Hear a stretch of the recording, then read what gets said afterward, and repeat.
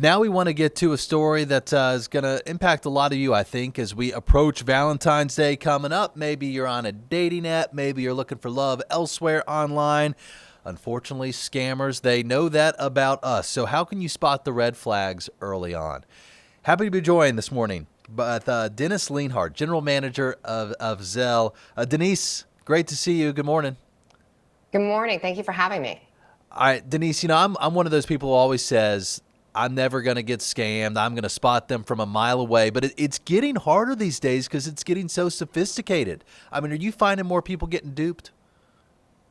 Unfortunately, it is getting harder. Technology is moving where the scammers are going, or the scammers are pulling the technology with them. So we are seeing a rise in romance scams. And really where we see that scam start is places like dating apps, social media platforms, or online marketplaces, or also, I don't know about you, but I receive phone calls and text messages from people I don't know all the time. So it's really important that if you're using these tools to always verify the identity, or if you receive a phone call from somebody you don't know, just let it go to voicemail.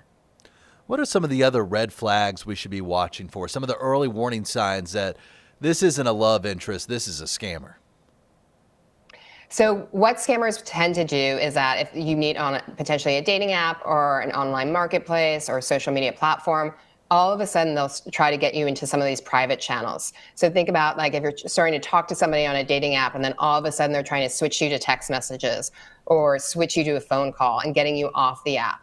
What they're trying to do is actually isolate you into these channels that just don't have the same safeguards in order to verify identity. So you need to be really thoughtful and careful before you do that. If someone is suspecting they're talking with the scammer, what should they do? Is there anybody they should be contacting?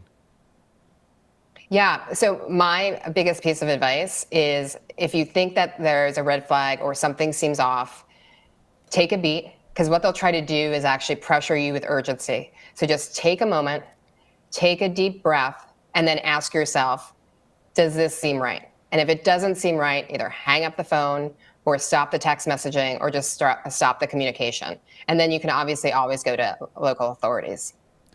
Let's say somebody does send the money off. It goes to the scammer. Is there any hope of reclaiming that money? Is there anything that Zelle, for example, can do to hop in there and try to remedy the situation, or is it gone for good?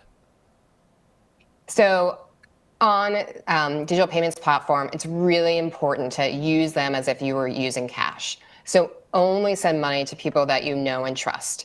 Zelle has billions and billions of points of data in order to make it as safe and secure as possible, and we have great fraud detection. But again, it's really important for the individual as they're sending money to know that they're sending money to somebody that they trust, they love, and potentially that they've even hugged before, right? That it's actually like a real person that they've seen in real life. All of that is really important. On the Zelle network, we processed $1.2 trillion last year. And we're seeing an average value of about $300. And what that means is people are using Zelle in order to make rent payments, to pay for childcare, do those everyday things in your everyday real life. And that's how digital payments platforms should be used. Okay. Any final tips as we head towards Valentine's Day for folks? So what I would say is if you're talking to somebody that you haven't met in real life, always just take a beat, trust your instincts, and don't send money until you've met that person. All right. Very good. Denise Leonhard, General Manager of Zelle. Appreciate your time this morning. Thank you for having me.